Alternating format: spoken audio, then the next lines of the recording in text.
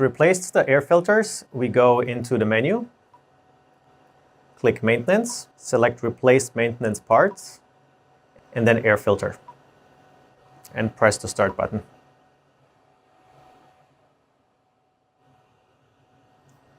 You open the cover. You open the air filter cover, and we pull the air filter out. We get the new air filter and slide it back in and close the cover.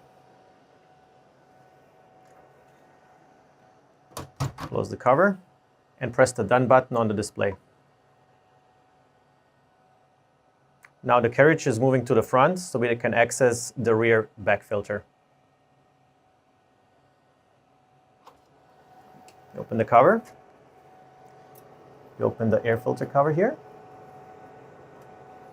And the same way, we just pull out the air filter and we get the new air filter. Slide it back in and close the cover. And press the Done button on the display.